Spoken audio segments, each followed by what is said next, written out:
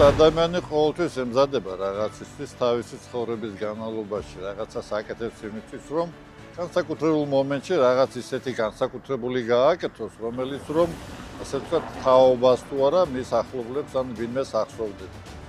ესეთი სიტუაცია იყო ეს 15 საღამო 16 მარტის მოვლენება. საერთოდ ამ დღისთვის ჩვენ სპეციალურად არა, მაგრამ ვემზადებოდი სულ ვინაიდან ჩვენი ბრიგადა, ჩვენი ბატალიონი იყო ახალი შექმნილი, ეს იყო ადგილობრივებისგან შექმნილი, ადგილობრივი მოსახლეობისგან შექმნილი ბრიგადა. ნაკლები გამოცდილება სამხედროები ცოტა ყავდა პროფესიონალი სამხედროები. საბედნიეროდ ისე მოხდა, რომ აი ამ ჩვენმა ასე ვთქვათ შრომამ მაშინდელმა და ჩვენი მეთაურის, ბრიგადის მეთაურის შტაბის უფროსის იმან რაღაც შედეგი გამოიღო იმ მხრივ, რომ ჩვენ დავამტკიცეთ, რომ თურმე ქართველებს შეუძლიათ ბრძოლა, თურმე ქართველებს შეუძლიათ სიმტკიცის გამოჩენა, თავდადება და ეს არის ერთ-ერთი მაგალითი, ეს დღე, ეს ერთი დღე არ იყო, ეს იყო 3 დღე იყო გადამულად ბრძოლები, იყო მაგალითი იმისა, რომ თურმე ადამიანს, რომელსაც უყვარს სამშობლო, სამშობლოსთვის თავის განწერვაც შეუძლია და ეს გააკეთეს ჩვენმა ახალგაზრდა ბიჭებმა და ზრდასრულმა ხალხმა. 16 მარტი დაიწყო 15 გვიან ღამე საღამოს, მაგრამ მანამდე იყო მოსამზადებელი სამუშაოები იმათი მხრიდან. ჩვენցენ იყო ჩამოყრილი საავიაციო ბომბები, რომლებიც განსაკუთრებით დროს უნდა აფეთქებულიყო და ასეც მოხდა. ჯერ აფეთქდა საავიაციო წვირუები, რომელიც იყო ჩვენ წინ ჩადებული, შემდეგ მოხდა საარტილერიო თავდასხმა, შემდეგ წამოვიდა იმათი ქვეითები. ისე მოხდა, რომ ჩვენს ბატალიონს 3 მიმართულებით ჰქონდა განხორციელება და შემოტევა.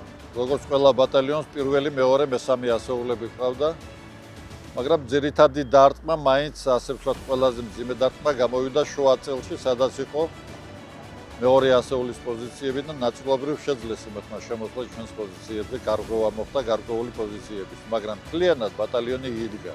მაგრამ ღამე იყო რთული, ვინაიდან ღამე იყო, არ ჩანდა, არ ვიცოდით, თან კავშირგამულობა გაწყდა და ჩვენი პოზიციების კი არა, იმათი პოზიციების, იმათი მდგომარეობის დაფიქსირება იყო პრობლემა, რომელიც ჩვენ მოვახერხეთ უკვე 16-ში დილით მთელი დღის განმავლობაში. 16-ში უკვე ჩვენ მივხვდით, ჩვენ გავუძელით, თან დამხმარე ძალა მოვიდა, თან იმდენი ძალა მოვიდა, რომ ჭარბი იყო, ხელს გვიშლიდნენ, ერთმანეთს ხელს უშლიდნენ და ჩვენ მოვახდინეთ იმ ხალხის, ასე ვთქვათ, ცალკე განცალკევება, რომლებიც ხელს გიშვიდნენ, რეალურად ოპერაციაში ამდენი ხალხი არ იყო საჭირო.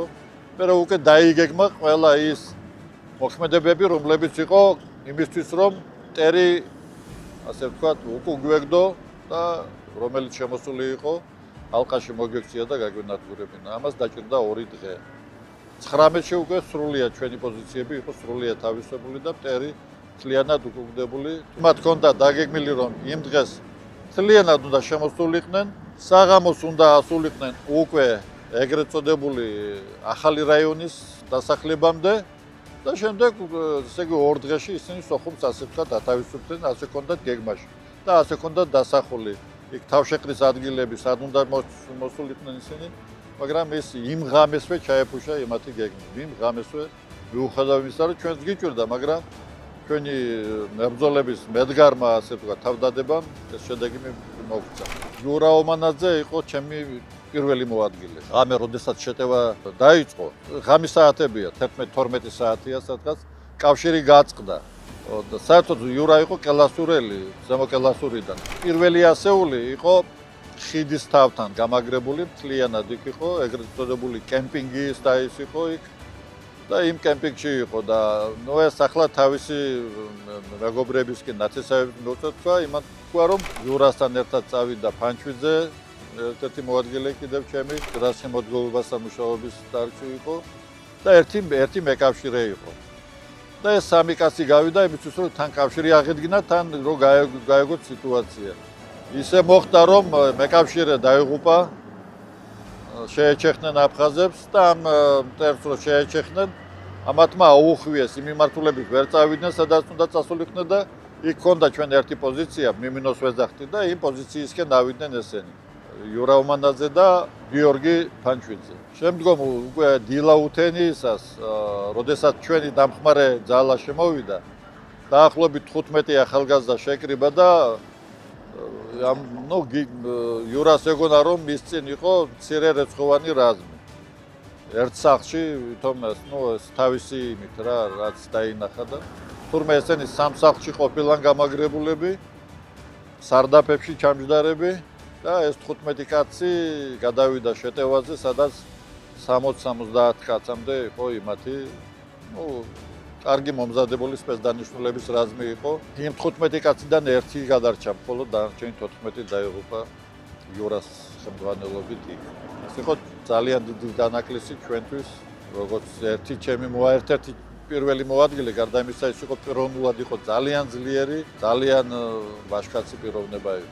ბრიგადის артиლერიის უფროსი იყო ნოდარ ჯიშკარიანი. ეს იყო პროფესიონალური სამხედრო პოლკოვნიკი, რომელმაც თავისი საქმე იცოდა ძალიან კარგად და მერე სხვებსაც ასწავლიდა. უდიდესი როლი აქვს, იმიტომ რომ ისე მოხდა, რომ როდესაც პირველი ასე ვთქვათ შემოტევა, რომელიც განახორციელეს აფხაზებმა და რუსებმა ერთობლივად, რომელიც შემოვიდა, ასე ვთქვათ, რუმისის აქეთა მხარეს და მაგას უნდა დახმარებოდა მეორე, ასე ვთქვათ, ტალღა, მეორეს და მესამეს. მაგრამ ფაქტიურად ისე მოხდა, რომ артиლერია მოჭრა ესენი არ მეუშვა უკვე ჩვენს ნაპირამდე და ჩვენ დაგჭირნოდა რომ ის პირველი ძალა რომელიც შემოვიდა იმას გამკლავებოდით. ძალიან რთული იქნებოდა სოხუმის დასვა, რო არა артиლერია იმ დღეს, რომელმაც ძალიან დიდი როლი ითამაშა.